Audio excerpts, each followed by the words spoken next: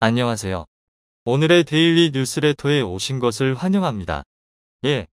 당군군 사동맹. 2. 호주의 충격적인 성명서. 3. 폴란드의 충격적인 성명서. 한번 진실을 알아봅시다. 카자흐스탄 대통령의 놀라운 모습이 화면에 잡혔습니다. 푸틴과의 대화 자리에서 그는 우크라이나 러시아 전쟁을 일으킨 푸틴이 전쟁의 책임자라 공공연하게 푸틴을 비난했죠. 그동안 푸틴의 위세에 눌려있던 그가 당당하게 러시아를 비판한 것은 사실 믿는 구석이 있어서 그렇다고 합니다. 그가 믿고 있는 나라는 바로 대한민국인데요. 대한민국과 당군 군사 동맹을 맺으며 러시아에 대항하는 카자흐스탄. 먼 옛날 당군의 피를 이어받은 두 국가가 급속도로 가까워진 상황에 대해 지금부터 자세하게 설명해 드리겠습니다. 푸틴은 입을 떼지 못했습니다. 화상으로 이야기하고 있는 카자흐스탄 신임 대통령 이름을 까먹었기 때문이죠. 그는 입을 열었고 완전히 잘못된 이름을 이야기했습니다. 그의 발언에 신임 대통령은 경악하지 않을 수 없었죠. 너무나도 큰 결례였지만 푸틴은 아무렇지 않게 행동했습니다. 영상으로 녹화된 이 모습은 러시아 전역을 강타했고 이를 본 러시아인들은 오히려 푸틴이 불러준 이름으로 개명해야 하는 것 아니냐는 평가를 내렸습니다.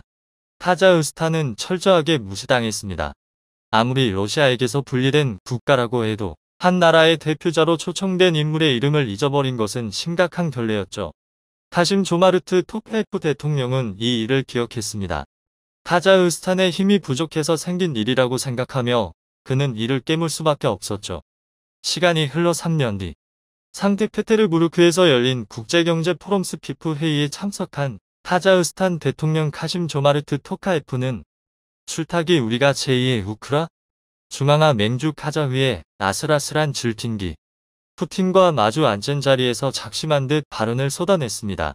우크라이나 러시아 전쟁이 치열하게 전개되는 곳 돈바스 지역의 러시아 침공은 잘못된 일이며 러시아 아래에 놓인 도네츠크 공화국과 루안스크 공화국을 카자흐스탄은 국가라고 인정하지 않는다고 말한 것이죠. 푸틴의 맞은편에 앉은 그는 당당하게 자신의 의견을 이야기했습니다. 푸틴의 러시아 침공은 잘못된 일이며 그가 하고 있는 행동이 잘못되었다는 것을 간접적으로 돌려 표현한 것입니다. 푸틴 앞에서 반대 내세운 카자흐스탄, 배경은 친러시아 미승인국 두고 인정 안 해 발언. 러시아와는 다른 카자흐스탄의 유라시아주의. 그것도 푸틴 바로 옆에서 당당하게 이 사실을 지적했죠. 푸틴은 한방 맞은 얼굴을 하며 토카예프 대통령을 바라봤습니다. 전쟁으로 외톨이가 된 지금 러시아가 주도하는 국제경제 포럼에 참석한 주요 국가 원수는 몇 없었는데요. 당연히 러시아 침공의 당위성을 이야기하며 러시아를 지지할 것으로 봤던 카자흐스탄 대통령이 그를 무시한 것입니다. 분노를 가까스로 참으며 푸틴은 은근한 협박을 가했는데요. 푸틴 소련, 역사적으로 러시아다며 동맹 카자흐 협박. 카자흐스탄이 러시아를 무시해서는 안 될 것이라고 말한 푸틴은 카자흐스탄도 러시아의 형제 국가였다고 말하며 푸틴, 카자흐스탄의 구소련도 역사적으론 러 일부. 추종 압박. 우크라 동부 친러 세력 인정 안 한다 토카예프 발언의 으름장. 우크라이나에서 일어난 일이 카자흐스탄에서 일어나지 않으리라는 법은 없다고 말하며 압박을 가했습니다. 하지만 토카예프 대통령은 푸틴의 말에 귀를 기울이지 않았죠.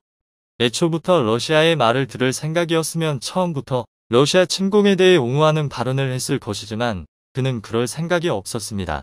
의도적으로 그를 무시했던 푸틴의 과거 행적을 시원하게 되갚아준 카심 조마르트 토카예프. 그런데 어떻게 그가 푸틴을 향해 이런 대담한 발언을 할 수 있었던 것일까요? 불과 몇 달 전만 해도 폭도들로 인해 나라가 흔들리는 등 외부의 도움을 요청해야 겨우 나라를 안정시킬 수 있었던 토카예프 대통령이 러시아의 심기를 거스르면서 당당하게 나설 수 있었던 이유는 바로 한국이었습니다. 토카예프 대통령이 정권을 잡을 무렵 그에게는 꿈이 있었습니다. 부강한 카자흐스탄과 러시아의 간섭에서 벗어나 독자적인 세력을 이끌며 강한 카자흐스탄이 되는 것을 바랐습니다. 카자흐스탄, 국명표기 카젝스탄으로 변경. 러시아 키릴 문자에서 2025년 라틴 알파벳으로 문자 전환. 하지만 그에게 주어진 것은 많지 않았죠. 심지어 그의 정치적 입지조차도 불안했습니다. 전임 대통령이었던 누르술탄 나자르바예프가 자리에서 물러난 이후 정당 핵심 인사와 헌법 개정을 통해 마쿠에서 영향력을 행사했기 때문입니다. 카자흐스탄 시위의 실제 책임자 누르술탄. 누르술탄 전 대통령의 심기를 벗어나며 영감 물러가라 카자흐 피 흘리며 일어나 다잔혹한 30년 독재. 그의 대통령직도 무사하기 어려운 상황에서 최대한 자신의 뜻을 펼치기 위해 몸을 사려야 했죠. 그런 그에게 기회가 다가온 것은 순전한 우연이었습니다. 2022년 1월에 발생한 반정부 시위가 그에게 기회가 된 것입니다. 이 시각 카자흐스탄 반정부 시위로 비상사태, 경찰 시위대의 섬광수류탄 발사. 카자흐스탄 석유 산업의 중심지 자나우젠에서 시작된 시위는 카자흐스탄 전역을 들끓게 만들며 사회를 불안하게 만들었습니다. 누르술탄 대통령 휘하이 군부는 이 시위를 별것 아닌 시위로 생각했죠. 그러나 대규모 시위로 번진 이 저항은 알마티까지 이어지며 토카예프 대통령의 목숨까지 위험하게 만들었습니다. LPG값 인상으로 촉발된 이 시위는 자칫 잘못하면 그의 실각으로 이어질 수 있었죠. 그러나 그는 이 기회를 이용해 기존 누르술탄 대통령 조직을 분쇄. 기존 정권의 불만을 품은 시민들에게 사과하며 카자흐스탄은 이전과 다른 길을 걸을 것이며 이를 방지하기 위해 카자흐스탄에도 민주화 바람분한 누르술탄 알마티 등서 반정부 시위. 자신부터 민주화 질서에 순응하겠다며 이야기를 꺼냈죠. 그 결과로 상당 부분의 구세력들을 자리에서 몰아내면서 자신의 권력을 확보하는 데 성공한 것입니다. 카자흐스탄 토카예프 대통령, 북부근을 벗어나 명실상부 1인자 되나. 그리고 시위 이후의 국가체제 변화에 대해 제2공화국이라는 표현과 함께 대규모 쇄신 작업에 들어갑니다. 30개 이상의 헌법조항과 20개 이상의 법률의 변화를 가져오는 것은 물론 카자흐스탄 제왕적 대통령 권한 줄이고 국회 권한 확대하는 개헌 추진, 기존 러시아와의 협력 관계에 대해 거리두기에 나서며 카자흐스탄 독자적인 길을 걷겠다고 선언한 것이죠. 양안적인 경찰 및 검찰 수사에 대해 개혁을 보장했으며 인권변호사와 인권운동가들로 구성된 국가인권위원회를 만든 후 국가적으로 인권 침해가 일어난 사건을 전부 조사하겠다고 말했습니다.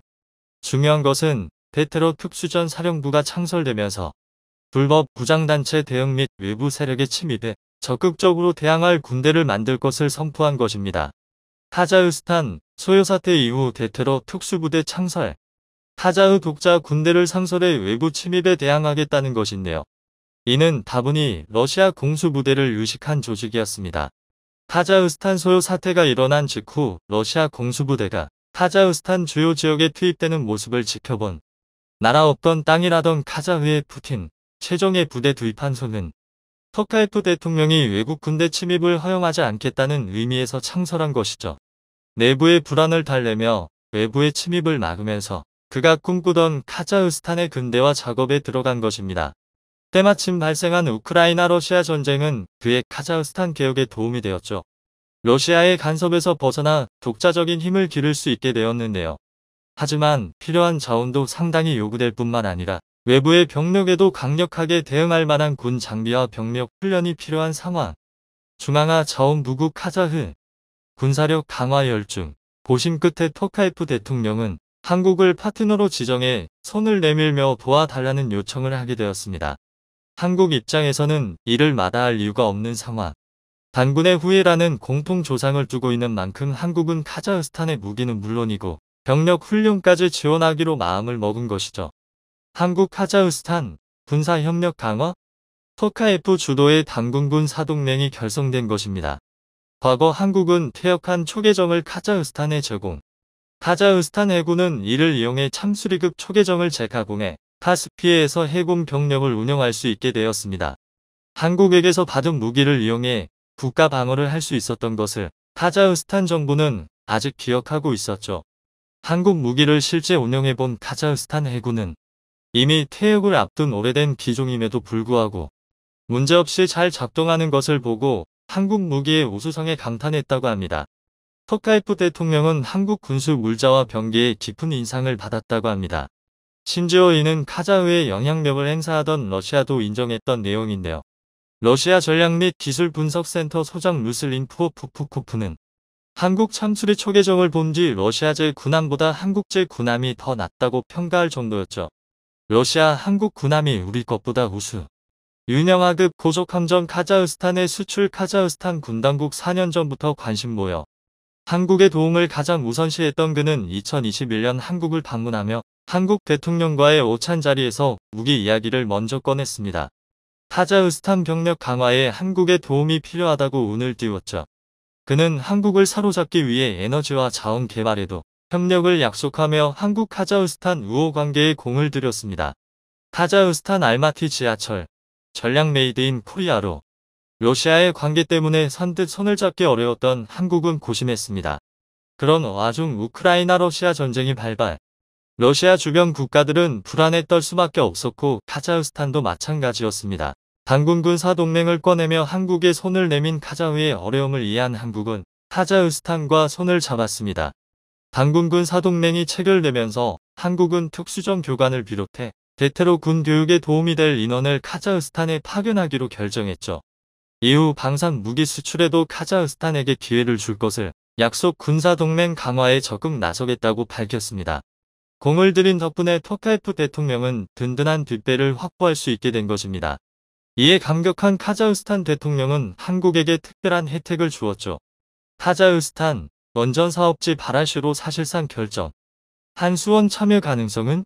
카자흐스탄에서 시도 중인 원자력 발전소 사업에 있어 미국과 일본 등 주요 업체들이 참전한 국가 사업에 한국을 단독 파트너로 삼겠다고 밝힌 것이죠.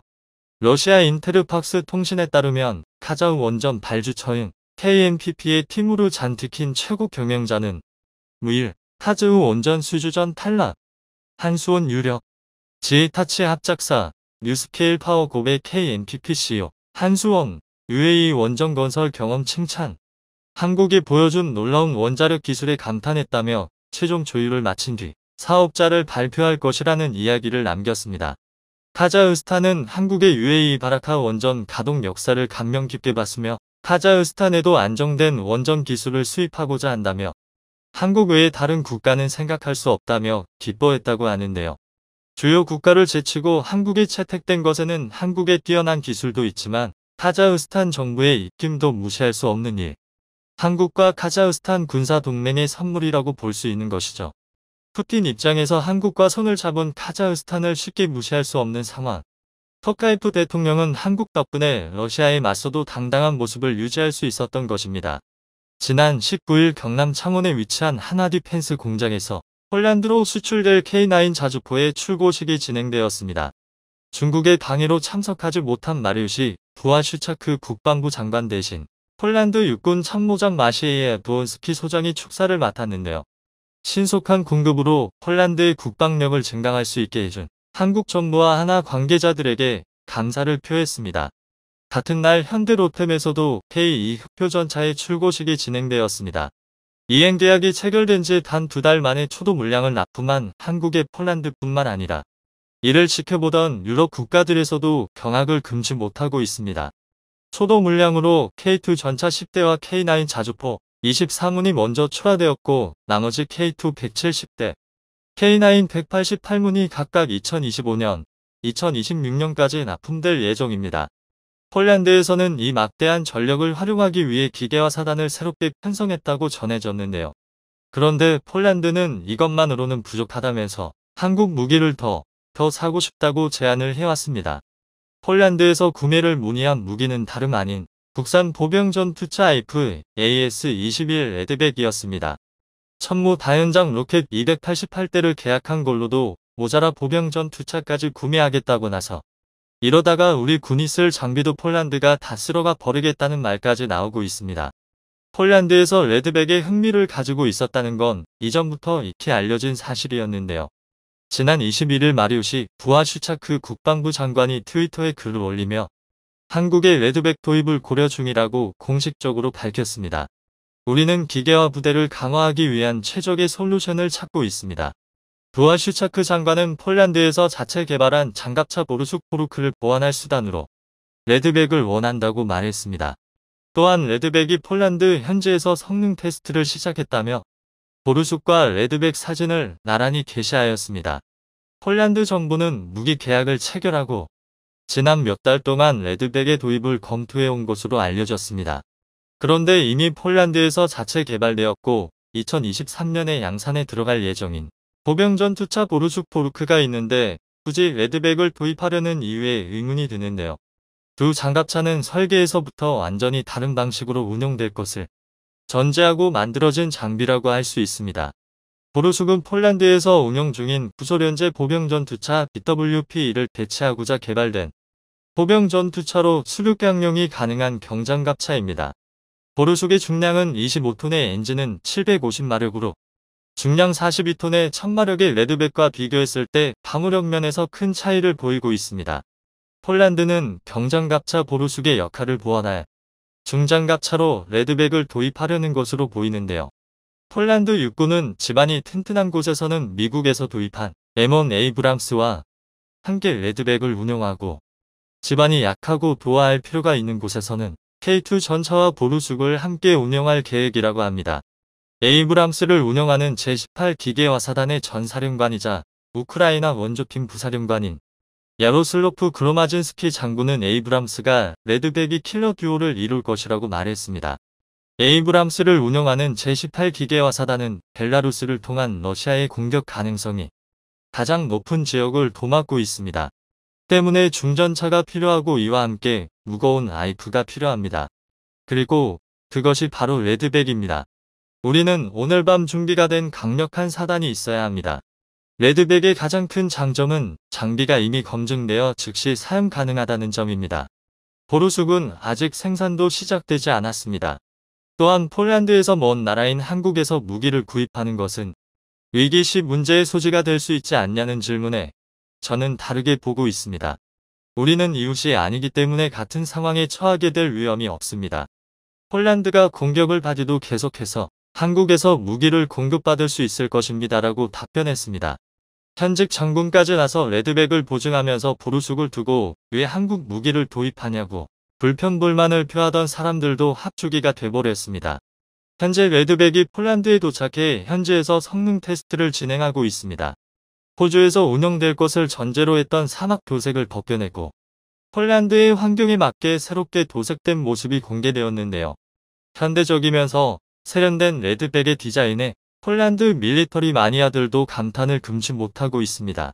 한편 폴란드에 도착한 레드백을 부러운 눈으로 바라보고 있는 곳이 있으니 바로 인도입니다. 인도 역시 차세대 보병전투차 도입을 위해 자체적으로 개발에 나섰었는데요. 90년대부터 진행되고 있는 프로젝트인데 그 긴 시간 동안 실전 매치는 균형. 완제품도 공개하지 않아 또 제2의 아준 전차가 되는 거냐고 걱정을 사고 있었습니다. 그리고 얼마 전 인도의 차기 보병전투차 피크의 시제품이 드디어 공개되었는데요. 이를 본 인도 네티즌들은 탄식을 감추지 못하고 있습니다. 우울증 걸린 BMP 같은데 이거랑 비슷한 걸 시리아에서 이즈놈들이 타고 다니는 걸 본 것 같아. 신냉전이라고 해서 무기까지 냉전 시대로 돌아갈 필요는 없는데 이건 업그레이드가 아니라 세금 낭비야. 한 인도 네티즌은 피크와 레드백을 비교하는 사진을 올렸는데요. 레드백을 기대했는데 현실은 이런 게 나와버렸다. 라며 인도 네티즌들의 심정을 대변했습니다. 사실 이는 당연히 예정된 결과였는데요. 피크의 설계가 완료된 것은 2001년으로 20년이나 뒤처진 설계를 기반으로 제작된 장갑차입니다. 목표였던 2010년 이내로 나왔다면 쓸만한 장갑차였겠지만 완성이 늦어도 한참 늦어버렸죠. 그 성능도 1980년대에 실전 배치된 BMP-2에서 방호력만 조금 향상된 것으로 파악되고 있어 프로젝트 자체가 뒤엎어질 확률이 높아 보입니다.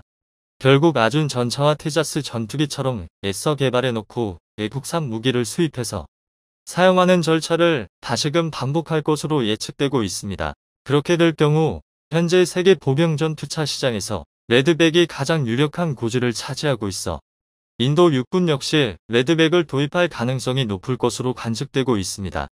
실제로 인도 육군은 K9 자주포를 운영하며 한국 무기에 대해 높은 신뢰를 갖게 되어 K9뿐만 아니라 K2 흑표전차의 도입까지 추진하고 있는 상황입니다. 육군에서 사용할 장비이며 인도의 한화의 생산기지가 이미 구축되어 있는 점을 고려한다면 레드백만 한 선택지가 없어 보입니다. 각국에서 레드백에 대한 호평이 이어지고 있는데요. 레드백이 본래 목표로 했던 호주 입찰은 호주 정권이 바뀌면서 미루어지고 말았지만 외신들은 레드백의 승리가 확실하다고 보고 있었다고 합니다. 호주 보병전투차 입찰에서 기갑의 명가, 독일 레인메탈사에서 제작한 차세대 보병전투차 링스린스와 경쟁을 벌이고 있었는데요. 결과 발표 직전에 호주 정권이 교체되면서 새로 취임한 총리가 국방산업 전반을 재검토한다고 선언하며 결과 발표가 내년으로 미루어지고 말았습니다. 그런데 사업 연기가 결정된 직후 영국 군사 매체 브레이킹 디펜스에서 호주 장갑차 도입 사업 지연 소식을 보도하면서 이번 입찰에서 레드백의 승리가 유력했다고 밝혔습니다. 컨퍼런스 기간 동안 진행된 7번의 인터뷰에서 국방 및 민간 전문가들은 한국의 한화가 호주 육군 역사상 가장 큰 계약인 보병전투차 입찰에서 승리가 유력하다고 입을 모아 말했습니다. 한방산 전문가는 최근 폴란드와 같은 나토 국가에 판매한 큰 성과가 있는 한화가 보유한 공급망의 이점을 경쟁자인 라인메탈사가 극복할 수 있다고 생각하지 않습니다. 라고 말했다고 합니다. 이처럼 모두가 레드백의 승리를 점치며 도장만 찍으면 됐었는데 정권 교체로 사업 전체가 연기되고 만 건데요. 그 배경에 자신들이 불리하다는 것을 인지한 독일의 막강한 로비가 있었다는 후문이 들려오고 있습니다. 이 때문에 레드백의 본격적인 양산을 준비하고 있던 한화가 난감한 처지가 되어버렸는데요. 폴란드에서 호주가 안 산다면 자신들이 레드백을 먼저 구매하겠다고 나서 한숨을 돌리고 있습니다. 거기에 폴란드의 레드백 도입이 유력해지면서 미국의 차기 보병전투차 도입 사업에서도 유리한 고지를 차지하게 될 것으로 기대받고 있습니다. 미국은 현재 노후화된 M2 브래들리 장갑차 3,500여 대를 새로운 장갑차로 대체하기 위해 차세대 보병전투차 사업 옴프의 입찰에 참여한 기업을 최종 세계 업체로 추리는 단계를 앞두고 있습니다. 한화 디펜스 역시 미 군용 차량 개발업체인 오시코시 디펜스와 손잡고 레드백 기반 옴프용 장갑차로 이번 입찰에 참여하고 있는데요. 폴란드 레드백 수출이 성공한다면 수출 사례가 있다는 강점을 통해 미국 보병전투차 사업 입찰에 성공하게 될 것으로 점쳐주고 있습니다. 레드백의 제조사인 한화가 폴란드의 대량 수출을 이루어내며 승승장구하고 있는 반면 라인메탈사는 숨겨왔던 병폐가 드러나며 신뢰도를 깎아내리고 있는데요.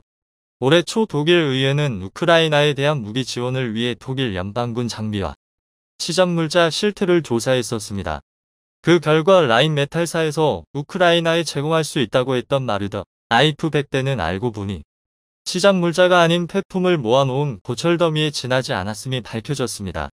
독일 군축의 여파를 독일 최대 방산기업인 라인메탈사 역시 피해갈 수 없었던 것이죠. 안 그래도 낮아지고 있던 독일 무기에 대한 신뢰도가 완전히 날아가버린 사건이었습니다. 라인메탈사는 장갑차를 수리하여 우크라이나에 지원 보낼 것이라고 밝혔지만 반년이 넘게 지난 지금까지 단 16대밖에 복원을 완료하지 못했다고 합니다. 라인메탈사의 고객들은 계약기한 내로 제품을 공급할 능력이 되는지 의심하고 있는 상황입니다. 폴란드 덕분에 역대 최대 규모의 방산 수출 기록을 세우며 대한민국이 무기 수출 8위에 올라서며 방산 강국으로 우뚝 설 수 있었습니다. 하지만 수조에 달하는 거금이 걸린 만큼 폴란드가 대금 지불 능력이 있는지 근시일 내로 지불할 의사가 있는지를 확실하게 따져봐야 합니다. 인도네시아의 사례를 잊지 말고 신중한 판단이 이루어지길 바랍니다. 최근 폴란드 언론을 통해 폴란드의 천무 300문 도입 소식이 전해지며 또 한 번 한국 무기에 전 세계에 이목이 쏠리고 있습니다. 여기에 노르웨이 콩스버그사가 천무용 대한 미사일을 같이 개발하자고 나서면서 노르웨이 수출까지 예상되며 더욱 화제가 되고 있는데요. 이에 중국은 한국의 천무에 대해 강한 견제의 모습을 보이고 있습니다. 우리 관할해역에서 중국 군함의 활동이 증가하고 있는 것으로 확인됐으며 최근에는 우리 영해 기준 100km 전까지 진입했다고 하는데요. 하지만 대한미사일을 장착한 천무가 강한 위협이 돼 더 이상 함부로 접근하지 못할 것으로 보입니다. 그 자세한 내용 알아보도록 하겠습니다. 지난 10월 13일 폴란드 언론을 통해 폴란드의 천무 300문 도입 소식이 전해졌습니다. 기사 내용에 따르면 마리우스 부아슈차크 폴란드 국방부 장관이 대한민국의 K-3도 천무 미사일 시스템 구매에 관한 협상이 완료되었음을 밝혔다고 하는데요. 거의 300문의 발사대가 폴란드 육군에 인도될 예정이며 폴란드는 미사일의 제조에 관한 노하우까지 획득하게 될 것이라고 합니다. 국방부 장관에 따르면 기본 협약이 먼저 체결될 예정이어서 구매 방식은 기존 K2나 K9의 구매 방식과 비슷할 것으로 보입니다. 첫 번째 발사대는 2023년 폴란드군에 인도되고 첫 번째 비행대 역시 같은 해에 운영될 예정인데요. 이는 다연장 발사대용 유도 미사일과 전술탄도 미사일을 포함한 대량의 탄약 구매가 수반되는 계약임을 고려했을 때 굉장히 빠른 속도입니다. 빠른 속도 역시 폴란드가 한국의 천무를 선택하는데 큰 영향을 끼친 이유 중 하나인 것으로 알려져 있습니다. 폴란드는 올해 5월 거의 500문에 가까운 에밀사이 하이마즈 발사대 구매 신청을 했습니다. 그러나 폴란드가 요청한 시간 내에 미국 측에서 인도할 수 있을지가 확실하지 않았기 때문에 한국과 미국 두 시스템의 동시 구매가 오랫동안 고려되어 왔습니다. 결국 국방부는 미국의 하이마즈 미사일 포병 시스템 인수와 별도로 한국의 K-239 천무 미사일 시스템을 확보하기 위한 협의를 진행하게 된 것이죠. 이번 협약은 폴란드 공장의 생산, 서비스 및 현대화 역량 확보라는 기술 이전을 포함하는 것으로 장관은 발사대가 토파즈 시스템 및 국내 젤치 셰시와 통합될 것이며 폴란드 공장이 미사일 생산을 위한 노하우를 얻게 될 것이라고 밝혔습니다. 폴란드 언론은 K-239 천무 발사대를 인수하면 폴란드 미사일 부대와 포병의 상당한 강화가 될 것이며 기술 이전은 특히 미사일이 폴란드에서 생산되는 경우 국내 산업을 크게 강화할 것이라며 기대를 내비쳤는데요. 10월 14일 크지슈토프 플라텍 폴란드 군비청 대변인도 트위터를 통해 해당 소식을 전하며 전 세계의 이목을 더욱 집중시켰습니다. 여기에 노르웨이 기업인 콩스버그사가 천무용 대함 미사일을 같이 개발하자고 나서면서 더욱 화제가 되고 있습니다. 최근 노르웨이 콩스버그사가 천무에 NSM 대함 미사일을 장착하기 위해 필요한 모든 기술 작업을 양국의 협력을 통해 완료하기 위한 협약을 체결했다는 소식이 전해진 것인데요. 분위기상 천무 미사일이 폴란드에 이어 노르웨이까지 수출될 것으로 예상되고 있습니다. 이에 중국은 한국의 천무에 대해 강한 견제의 모습을 보이고 있다고 하는데요. 우리 관할해역에서 중국 군함의 활동이 증가하고 있는 것으로 확인됐으며 최근에는 우리 영해 100km까지 진입했다고 합니다. 사실 중국의 이러한 만행은 하루 이틀 이어져 온 일이 아닌데요. 지난 10월 12일 국회에서 공개된 자료에 따르면 2018년 230여 척, 2019년 290여 척, 2020년 220여 척, 2021년에는 260여 척의 중국 군함이 우리 관할해역에서 포착됐다고 합니다. 특히나 올해는 8월 말 기준으로 벌써 170여 척의 활동이 포착되면서 그 수가 더욱 증가한 것으로 보이고 있습니다. 활동해역은 남해가 동해와 서해 대비 가장 많은 것으로 파악됐으며 최근 2020년에서 2021년간 관할해역 내 중국 잠수함 등 4회 포착됐고 올해는 벌써 3회 포착됐습니다. 우리 관할해역에서 중국 항공모함의 활동도 활발해지고 있어 긴장감이 더욱 고조되고 있는데요. 중국의 항공모함은 지난 2018년에서 2019년 우리 관할해역의 각 1회 영해 기준으로 260km 떨어진 해상에서 활동했습니다. 또한 2020년에는 2회 영해 기준으로 각 190km, 260km 떨어진 해상에서 활동했습니다. 지난해에는 1회였지만 영해 기준 100km까지 들어왔는데요. 올해는 상반기에만 3회였으며 영해 기준각 70km, 140km, 200km 떨어진 근거리 해상까지 진입하며 긴장감이 더욱 빚었습니다. 관할해역은 연안국이 주권적 권리 또는 배타적 관할권을 행사하는 해역을 의미합니다. 영해와 내수, 배타적 경제 수역이지, 대륙동 등을 포함하는데요. 국제법적으로는 공해이나 외국군 함정이 진입하면 해군의 감시를 받게 됩니다. 군함뿐만 아니라 올해 중국 군용기들의 한국 방공식별 구역 카디즈 침범 횟수 역시 벌써 작년의 절반을 넘었습니다. 중국 공군의 한국 방공식별 구역 무단 진입은 2019년 50여 회, 2020년 70여 회, 2021년 70여 회를 각각 기록했는데요. 올해 상반기에만 한국 방공식별 구역을 40여 회 침범한 것으로 나타난 것입니다. 하지만 최근 대한미사일을 장착한 천무가 강한 위협이 되면서 그 분위기가 달라질 예정입니다. 이제 더 이상 중국 군함이 함부로 우리 영해에 접근하지 못할 것으로 예상되는데요. 이 와중에 중국 언론에서는 우크라이나를 도울 수 있는 무기로 한국의 천무를 소개하며 대서특필에 전 세계의 관심이 집중되었습니다.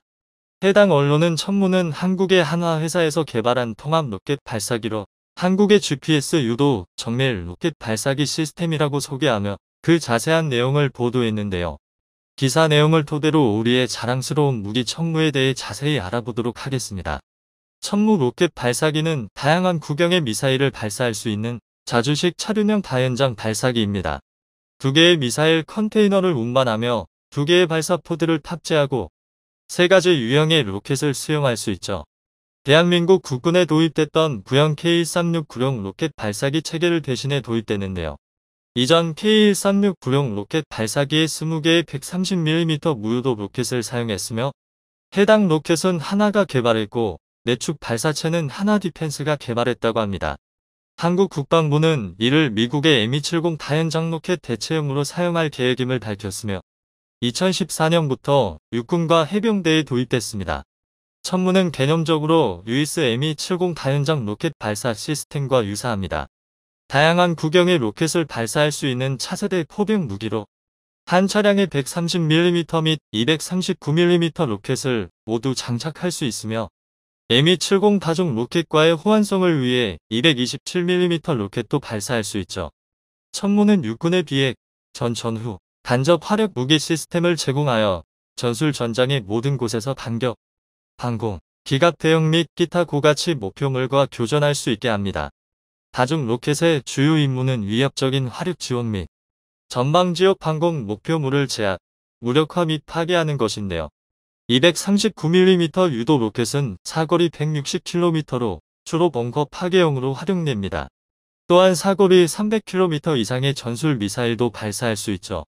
한화에서 제조한 8X8 트럭을 기반으로 하며 해당 트럭에는 소형 무기와 포탄 파편으로부터 보호하기 위한 장갑 운전실이 있습니다. 전체 일제 사격은 운전실 제어 장치 또는 원격 제어 장치에서 직접 발사할 수 있는데요.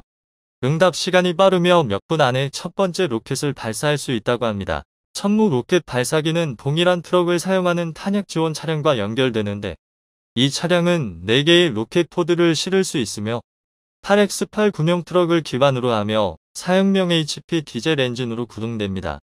최대 시속 90km의 속도로 이동할 수 있으며 최대 항속거리는 800km라고 하죠. 또한 1.4m 도람과 1.2m 수심의 장애물을 넘을 수 있습니다. 해당 언론은 천무의 문제점으로 유도탄이 비싸다는 점을 들었는데요. 그럼에도 불구하고 최근 아랍에미리트와 폴란드에서 이미 구매했다는 소식을 전했습니다. 또한 해당 언론은 구소련 시대의 군수공업 산업지였던 우크라이나가 이제 다른 나라의 손에 넘어갔으며 새로운 무기는 없고 모두 예전 것을 쓰고 있다고 지적했는데요. 그러한 우크라이나를 도울 수 있는 무기가 바로 우리 한국의 천무임을 소개하며 기사를 마무리했습니다. 해당 기사에 대한 중국 네티즌들의 반응은 뜨거웠습니다. 수많은 댓글이 달리며 갑론을박이 벌어졌는데요. 특히나 한국은 아시아의 빛, 일본은 상대적으로 계집의 가치라는 댓글에 계속해서 대댓글이 달리며 반응이 뜨거웠습니다. 또한 대한민국은 강하다. 한국 좋네. 훌륭하네. 모듈식 디자인이고 언제든지 탄약 교체 및 업그레이드가 용이해와 같이 한국의 무기를 칭찬하는 댓글도 많이 모였는데요. 이어서 중국군 장비도 우리의 생각보다 강력해. 맞아. 단지 우리가 잘 모르고 있을 뿐이야와 같이 중국의 무기를 옹호하는 댓글이 달리기도 했습니다. 또 다른 네티즌들은 현실은 그게 아니야. 왜 우리는 수출이 안 좋은데? 스스로 빨아줘도 아무 소용없어. 실전에 투입되어서 성능을 보여주고 인지도를 높여야 해라며 중국 무기에 대해 비판하는 의견을 제기하며 토론이 벌어졌습니다. 나날이 높아지는 한국 무기의 위상에 여전히 베일아파하고 있는 사람들도 많지만 세계 곳곳에서 그 우수성을 인정받고 있는데요. 계속해서 발전하여 어느 누구도 넘보지 못할 방산 강국이 되길 바랍니다.